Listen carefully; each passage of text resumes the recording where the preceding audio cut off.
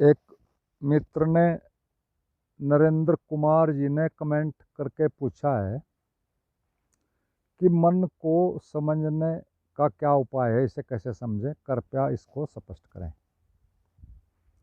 तो मित्र का प्रश्न तो एक तरह से अध्यात्म का, साधना का कहो, आधारभूत प्रश्न है, क्योंकि सारी अध्यात्म, सारी साधना और सारा हमारा जीवन, मनुष्य जीवन, ये एक तरह से मन का ही प्रतिफलन है, या कहो मन ही इसका संचालन करता है। और मेरे अनुभव में भी यही बातें आई हैं, बहुत लंबे समय के अनुभव के बाद। तो इसी कारण से मुझने भी जो ये 250 के करीब से भी ज़्यादा ही एक वीडियोज़ मैंने बनाई है इस चैनल में, मोक्ष दर्शन में, वो सारी की सारी एक तरह से जो भी उन्होंने मुझे कहा है वो सारा का सारा घुमा फिरा कर एक तरह से मन पर ही बोला है, मन पर ही कहा है। लेकिन इस सब के बावजूद भी एक साधक की कहो या सभी की कहो, हमारी एक मजबूरी होती है कि हम जीवन में कुछ भी करें, एक तरह से सीखें, जानें या कुछ मानें या पहचानें, कुछ भी करें, वो सब कुछ तो के मूल में तो एक तरह से मन ही होता है। ये तो हम इतना तो जानते हैं, समझते हैं।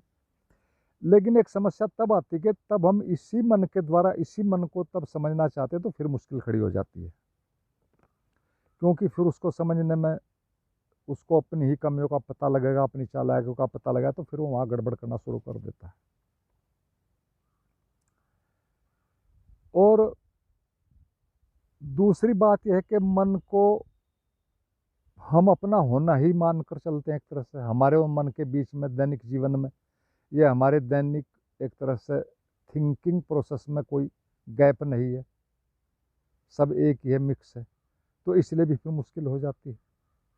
लेकिन यदि हम जरा सा भी ध्यान अपने हर कर्म पर देंगे, थोड़ा सा शुरुआत में ही, तो हम पाएंगे कि सबसे पहले हमारे मन की गहराई में ही कोई न कोई बात, घटना, कर्म, कुछ भी चाहे हम करें जीवन में, वो सारा का सारा सबसे पहले वहीं निर्मित होता है, और उसको हम ही खुद निर्मित करते हैं।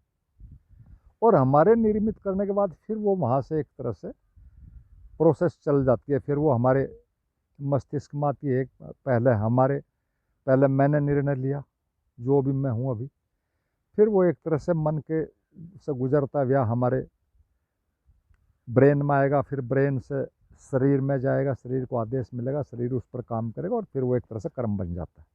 तो एक मोटा सा ये प्रोसेस है कि सबसे पहले निर्णय हम ही लेते हैं। तो यहाँ पर हमें सिर्फ दो बातों को एक तरह से पूरी तरह से समझना है। पहला कि ये प्रोसेस कैसे चलता है, मन का कहो या हमारे व्यक्तित्व का कहो, उसमें फिर हमारे व्यक्तित्व में, हमारे मन के कर्मों में सभी चीज़ें आती हैं, सांसारिक, आध्यात्मिक, सब चीज़ें आ जाती हैं। तो पहले स्टेप में ये समझेंगे, और दूसरे में ये समझेंगे फिर इसको कैसे हम अपनी मर्जी माफी किससे परिणाम लें, अपनी साधना में कहीं भी। तो ये दो स्टेप में हम इसको एक तरह से समझेंगे। तो अब इसमें हम पहला स्टेप समझते हैं कि जब भी हम कोई भी निर्णय लेते हैं या मन को कहो आदेश देते हैं, मस्तिष्क को, शरीर को कोई भी आदेश देते समय, या कोई इच्छा हम करते हैं, शुरू में ही सबसे पहले तो इच्छा ही होती है हर चीज़, उसके करने के प्रथम अक्षण में ही सच में हम होते हैं अपने आप में। भले हम कुछ क्षणों के लिए हों, लेकिन उसी वक्त हम सच में होते हैं। और जैसे ही हमारा काम पूरा हुआ, हमने कोई निर्णय लिया या उसको फाइनलाइज किया, कोई इच्छा है, कुछ भी है करने का कर्म, फिर उसके तुरंत बाद एक चेन रिएक्शन कहो शुरू हो जाती है, एक प्रक्रिया शुरू हो जाती है फौरन। और जितनी वह प्रक्रिया थोड़ा थोड़ा आगे बढ़ती जाती है हमारे सूक्ष्म शरीरों में, फिर उसमें ब्रेन में, फिर उसमें बाहर शरीर पर आती है, उतना ही एक तरह से उसका मोमेंटम बनता जाता है, उसकी मजबूती बनती चली जाती है, और वो एक तरह से हमारे नियंत्रण से बाहर होती चली जाती है। और हमारे अंदर का जो ये मन रूपी प्रोसेस है, जिसको मैं प्रोसेस कह रहा हूँ, ये एक प्रोसेस है। मन कोई स्थिर चीज़ नहीं है। इसका एक बहुत बड़ा संसार हमारे अंदर मौजूद है, हमारे सूक्ष्म शरीर में।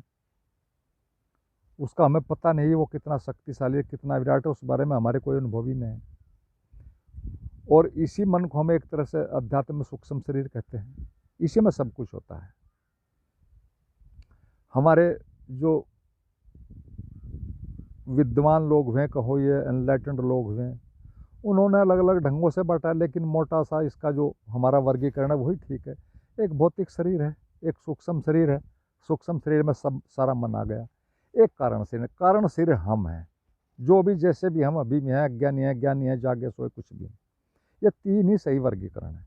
उसी के ढंग से मैं यहाँ पर एक तरह से अपनी बात कह रहा हूँ।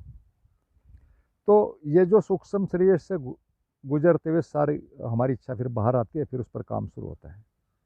और फिर इस मन से जैसे वो गुजरती जाती है, फिर इसमें हमारे मन के अंदर जो बहुत सी चीज़ें पहले से ऑलरेडी हैं, उनमें हमारा अहंकार है, ईर्ष्या, लोभ, क्रोध, अधूरी इच्छाएं, भविष्य की योजनाएं, हमारी बुद्धि, बहुत कुछ उसमें मौजूद हो, अधूरी इच्छाएं हैं, पता नहीं क्या क्या है उसमें। तो ये फिर सभी मिलकर उस प्रक्रिया को एक तरह से संभालते हैं, उसको गति देते हैं और उसमें ऐड हो जाते हैं, फिर उसकी एक पूरी मजबूती हो जाती है। और ये सब इतने स्लो और इतने बिना कुछ वो हमें पता दिए चलता रहता है सबकॉन्शियसली, कि हमें पता भी नहीं चलता, और हम भी इसके साथ ही साथ चलते रहते हैं, लेकिन हम कर कुछ भी नहीं सकते। और करें भी हम क्यों, एक तरह से, क्योंकि शुरुआत तो हमने ही की थी, आदेश तो हमने ही दिया था, सही गलत की बात नहीं है। तो जब हमने आदेश दे दिया तो हमें तो साथ रहना ही है। उस वक्त बात हमारे वश में थी, हम कुछ भी निर्णय ले सकते थे, सही गलत बदल सकते थे। अब उसमें गति आ गई, मोमेंटम बन गया, अब हम कुछ नहीं कर सकते। और इस गति में एक तरह से मैं साथ भी हूँ, मेरा समर्थन भी प्रत्येक क्षण जारी है। सच में तो ये मैं ही हूँ। अब इसमें बहुत चीज़ें जुड़ गई हैं, अब इसमें बहुत सी भौतिक चीज़ें, पदार्थ की चीज़ें जुड़ गई। उस वक्त जब मैंने आदेश दिया था, इच्छा की थी, शुरुआत की, तब मैं अकेला था, तब चेतना थी। तो इसी तरह से सारा का सारा जीवन चलता रहता है। इसे अगर हम और भी संक्षेप से मैं समझें, हालांकि मैं कह चुका अपनी बात, तो जब मैं निर्णय लेते वक्त था, उस वक्त मैं सच में काफ़ी स्थिर था, भले ही एक क्षण भर के लिए ही सही, बहुत छोटे क्षण के लिए, लेकिन तब मैं मालिक था। और इसी मालिकियत को चेतना कहते हैं, आत्मा कहते हैं। अब मैं ही गतिशील हूँ, बहुत सी पदार्थगत चीज़ों को लेकर अब मैं ही मन हूँ, भागा जा रहा हूँ, कुछ कुछ कर रहा हूँ, खुद पता नहीं क्या कर रहा हूँ, क्योंकि बहुत सी चीज़ें मिल गई हैं। अब उनकी भी अपने अपने ढंग हैं, उनके अपने अपने, एक तरह से कहूँ, वो भी सारी की सारी चेतना ही हैं, सब मुझसे ही पैदा हुई हैं। उन सब में भी अपने ढंग हैं, अपनी गतियाँ हैं, अपनी पुराने कलेक्शंस हैं, संग्रह हैं बहुत सी चीज़ों के। और यह गतिशीलता की प्रक्रिया एक तरह से बहुत शक्तिशाली चुंबक बन जाती है एक तरह से। और फिर तो स्थिति ये होती है कि जैसे ये गति शुरू हुई और इसने जोर पकड़ा, फिर तो ये एक तरह से ऐसे हो जाती है जैसे कि एक बहुत शक्तिशाली चुंबक हो, और मैं एक छोटे से लोहे की तरह से फिर चिपक जाता हूँ, और वह फिर चिपका ही चला जाता हूँ, और ये अपनी मर्जी से चलती चली जाती है। और इतना ही नहीं, यहाँ तक तो बात है ही, इससे भी ज़्यादा है कि ये मुझसे ही बीच बीच में अपनी मर्जी माफिक निर्णय भी बदलवाती रहती है, मेरा समर्थन, मेरे साइन, बड़े अच्छे अच्छे तर्क देकर, प्रलोभन देकर, कुछ भी देकर, लेकिन ये चलती रहती है। और फिर इसके जो परिणाम हैं वो तो अपने ढंग से आएंगे, उन पर तो बहुत बातें हैं जिनसे वो प्रभावित होते हैं।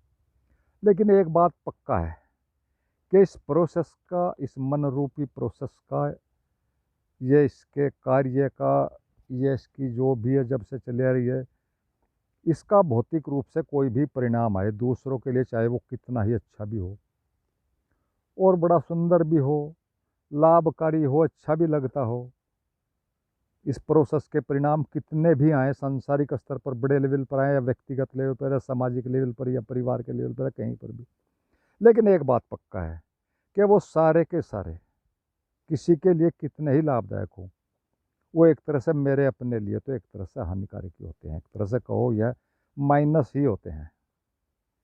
भले ही बाहर मेरी प्रशंसा भी होती रहे या कुछ और भी होता रहे, लेकिन मेरे लिए तो एक तरह से कुल जमा हानिकारक ही होते हैं। और हानिकारक इसलिए कि मैं अंदर से जकड़ा हुआ हूँ, मुझे पता है, बाहर में बताऊँ ना बताएं वो एक अलग बात है, लेकिन मुझे पता है कि मैं गुलाम हूँ। I am a victim of a materialistic process. मैं एक तरह से एक पदार्थगत प्रक्रिया का एक शिकार हूँ, उस प्रक्रिया का एक भोजन हूँ, और भोजन सच में हूँ, ये भोजन शब्द कोई इसको वैसे मत आप किसी और अर्थों में मत लेना कि कोई मैं निगेटिव अर्थों में कर रहा हूँ। भोजन इसलिए कि वो सारी प्रोसेस मुझसे ही भोजन ले रही है, मेरे बिना वो चल ही नहीं सकती, मैं जब चाहूँ रोक सकता हूँ, मेरी ही ऊर्जा उसमें जा रही है और मैं साथ में घिसता भी जा रहा हूँ। और कारण सिर्फ इतना है कि वो साहब मेरी कमजोरी कहें, अज्ञानता कहें, कुछ भी कहें, कि मैं मालिक होते हुए भी एक तरह से नौकर बना हुआ हूँ, साथ साथ घिसट रहा हूँ। तो ये एक आधा हिस्सा हुआ हमारी बात का, मन को समझने का। ये जो भी है अब तक एक तरह से भूमिका ही थी जो मित्र ने प्रश्न पूछा है। अब हम दूसरी बात पर आते हैं कि मन को कैसे समझा जाए।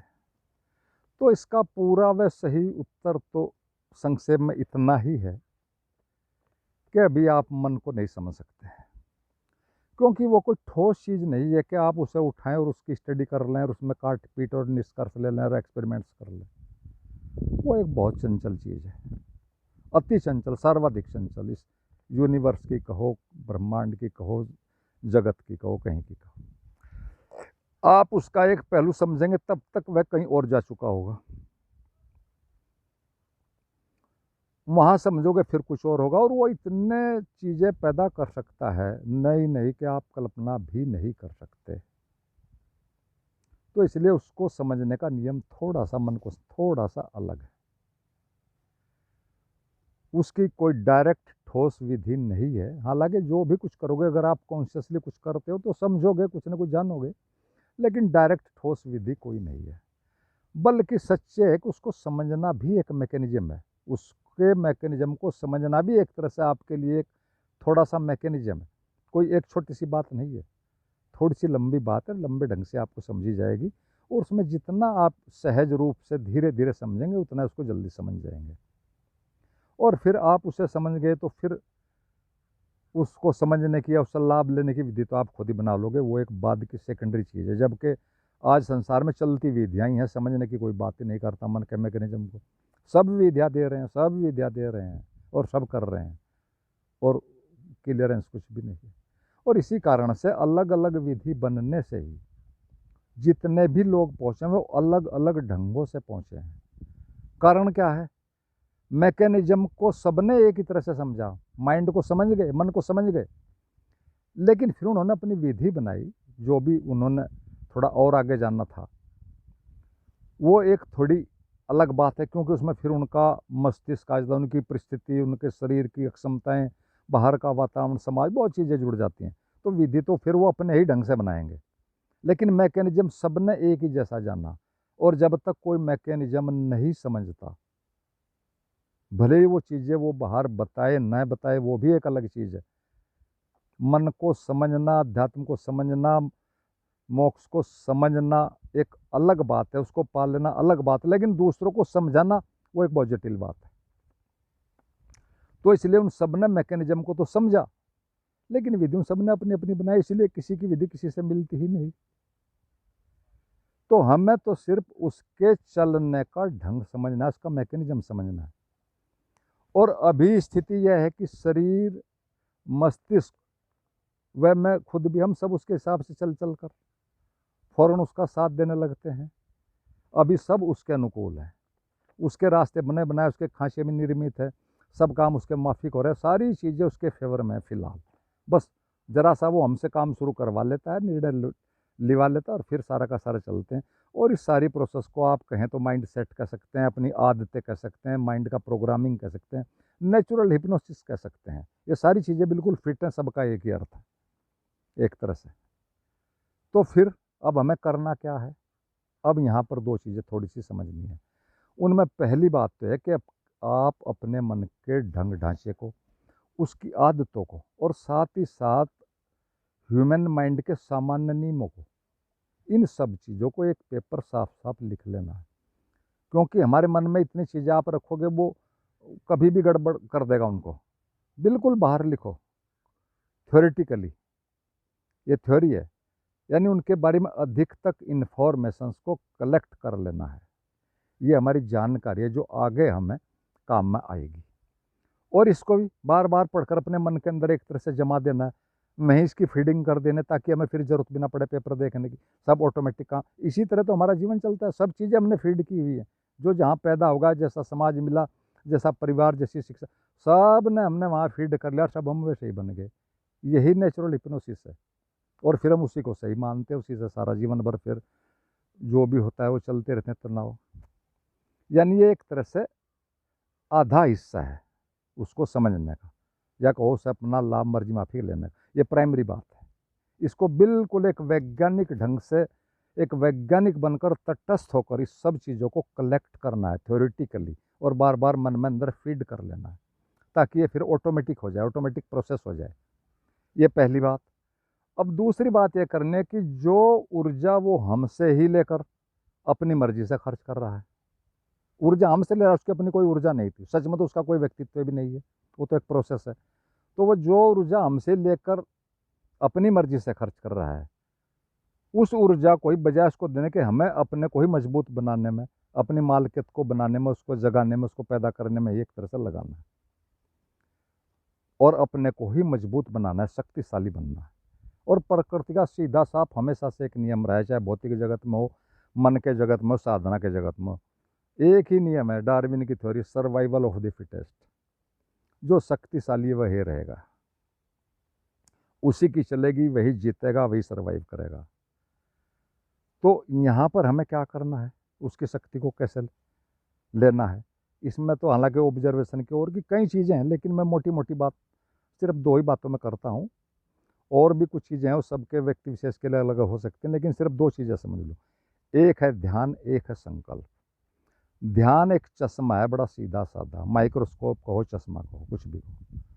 जितने गहरे आप ध्यान में जाओगे, किसी भी तरह से जाओ, सिर्फ आप सूक्ष्म चीज़ों को, अपने अंदर के जगत की चीज़ों को, अपने सूक्ष्म शरीर की चीज़ों को, सूक्ष्म चीज़ों को देख सकोगे।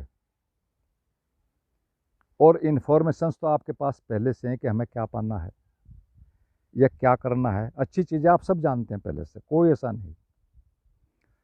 तो ध्यान चश्मा है, सूक्ष्म चीज़ों को देखो, समझो, उनको कुछ जानो, महसूस करो, और संकल्प के द्वारा अपने ताकत को बनाओ, ताकि उन अच्छी चीज़ों को इम्प्लीमेंट कर सको अपने जीवन में, अपने भविष्य में, अपने गोल को प्राप्त करने में। ध्यान चश्मा है, संकल्प आपकी शक्ति है। बिना शक्ति आप कुछ नहीं कर सकते। जब तक आपकी शक्ति मन की शक्ति से के बराबर नहीं होगी, 50-50 नहीं होगा, या 51 जब आपका शुरू होगा, तब आप उनको, अपनी अच्छी चीज़ों को लागू कर सकोगे। वरना सब जानते हैं अच्छी चीज़ें, कोई ऐसा नहीं, किसी से बात करो सब ज्ञान की बातें बताते हैं, लेकिन इम्प्लीमेंटेशन, लागू करना, उसका कोई लाभ लेना, कोई उसका परिणाम आना, वो कुछ भी, वो कहीं भी नहीं है, वहाँ सिर्फ बातें। तो दो ही रास्ते हैं और कुछ नहीं, ध्यान और संकल्प। तो ये मैं मोटी मोटी सी बातें एक तरह से बता रहा हूँ, कोई भी मित्र इनमें चाहे तो बाद में पूछ सकता है, और यही असली बातें, बाकी तो फिर और सब चलता ही रहता है। और संकल्प सबसे ज़्यादा सर्वोत्तम चीज़ है, जो एक तरह से सीधा ही काम करता है। यह आपकी ताकत है, आपको जगाता है, आत्मविश्वास पैदा करता है, आपको केंद्रित करता है, इधर उधर भागने से रोकता है। उतना ही जब आप नहीं इधर उधर डोलोगे, चलोगे, तो फिर मन अपने आप ही रुक जाएगा। ये भी इस तरह से, ये कई तरीके से काम करता है, ये दी बेस्ट है। तो इन चीज़ों को आप समझ गए होंगे। थोड़ा सा मैं और बता दूं, मित्रों का सबका पढ़ा है, लेकिन मैं फिर भी यहाँ थोड़ा समझाने के लिए, पिछली सदी में गुरुजेफ हुए, आप सब लोगों ने उनके बारे में पढ़ा होगा। गुरुजेफ बिल्कुल एक अद्भुत टाइप का एक रहस्यदर्शी फकीर, वैन लेटेंट है। ओशो ने कुछ बातें ऐसी बताई हैं कि जो सिर्फ गुरुजेफ ने की है, फिर ओशो ने उन पर काम किया, उनके मैं आज बात नहीं कर रहा हूँ। तो उसका क्या काम था गुरुजेफ का, वो ऐसी वैसी विधि नहीं देता, सिर्फ संकल्प पर ही सारे प्रयोग करता, सीधम सीधे, वो ध्यानवान की ज़्यादा बातें नहीं करता था। तो जो भी साधक गुरुजेफ के पास जाते थे, यदि कोई शाकाहारी है तो वो उसको कहता कि मांसाहार करना पड़ेगा, उसको मांसाहार कराता था, कहता था इतने दिन मांसाहार करो। जो मांसाहारी था उसको शुद्ध शाकाहारी बनाता था। जो एक तरह से ज़्यादा ब्रह्मचर्य की बातें करता था, उसको वैश्याओं के पास भेजता था। जो उधर से था, उसको विपरीत ब्रह्मचर्य में। बात सिर्फ एक ही थी कि संकल्प, मन की सारी पिछले सिस्टम को, पिछले प्रोसेस को, पिछला जो बनी बनाई आदतें आ रही हैं, उन सबको तोड़ फोड़ करना, ताकि मन कमज़ोर हो जाए और संकल्प पूरा करने से आप मजबूत हो जाएं। ज्ञान सब जानते हैं, ज्ञान लेने देने की कोई फालतू ज़रूरत नहीं। शक्ति पैदा करो, मन को समझो, मन को तोड़ो फोड़ो, अपनी शक्ति को पैदा करो, सब चीज़ें फिर हो जाएंगी। तभी आपके ज्ञान का कोई मतलब है, तभी आप उसको लागू कर सकते हैं, तभी उसका कोई सही परिणाम आता है। वरना तो ज्ञान सारा सिर्फ शब्द ही है, शब्दों से आगे कुछ नहीं है। तो वो इस तरह की चीज़ें करता था, बहुत बातें हैं उनके बारे में। तो ये सारी की सारी चीज़ें हमें समझनी है। दो ही चीज़ें, ध्यान और संकल्प। और एक और बात यहाँ पर मैं थोड़ी सी आपको रिमाइंड करा दूं कि आपका मन इन चीज़ों को करते हुए या अभी भी हो सकता है कर रहा हो, वो अनेक लोगों के तरफ देखा फला आदमी ऐसे पहुँच गया, फला ऐसा पहुँच, उसने ये किया, उसने वो किया, तो ध्यान रखना उसकी कभी मत सुनना। अगर उन लोगों का भी आप गहराई से अध्ययन करोगे, बहुत शांति से एक एक चीज़ उनकी देखोगे, पढ़ोगे, सुनोगे, तो पाओगे कि वहाँ भी कोई ना कोई संकल्प ही था, भले उसका टाइप कुछ भी हो। उस तरफ हमने ध्यान दिया ना, वहाँ भी संकल्प ही था, बिना संकल्प के तो कुछ होना ही नहीं है। तो आशा है कि जो मित्र ने पूछा था वो थोड़ी चीज़ें साफ़ हुई होंगी। कोई भी मित्र चाहे कमेंट से पूछ सकता है, फ़ोन से पूछ सकता है, जैसा चाहें आप उसमें मुझसे संपर्क कर सकते हैं। आपका बहुत धन्यवाद। और हाँ, एक बात मैं और सभी मित्रों को इन्फॉर्म करना चाहता हूँ कि हम 11 दिसंबर को ओशो बर्थडे मनाएंगे अपने आश्रम में। जो भी मित्र आना चाहें वो हमें सूचना दे दें 8 तारीख तक हर हाल में, और ये इतना बता दें कि हम कितने लोग आ रहे हैं, कितने समय रुकेंगे। तो सभी मित्र उसमें इनवाइटेड हैं। सदगुरु का जन्मदिन है, और उसके बाद फिर मैं एक दिन बाद के 12, 13, 14 में जो भी, उसके बाद फिर मैं 2 महीने के मौन में चला जाऊंगा। जो मित्र हैं उससे पहले चाहे कुछ बात करना हो पूछ सकते हैं। और फिर मौन में सिर्फ मैं इतना ही करूंगा कि सिर्फ एक दिन 24 घंटे में सुबह के समय में 10 मिनट में अपने कमेंट चेक किया करूँगा। जो कमेंट जवाब देने लायक होंगे उनका मैं जवाब दिया करूँगा, वरना नहीं। सिर्फ 10 मिनट सुबह ही, तो उसमें भी मित्रों से संपर्क बना रहेगा, लेकिन सिर्फ मौन में ही, मैं पूरी तरह मौन में रहूँगा। तो सभी मित्रों ने सुना, आपने मेरी बातों को बहुत बहुत धन्यवाद। और अंत में सभी मित्रों को मेरा हार्दिक प्रणाम।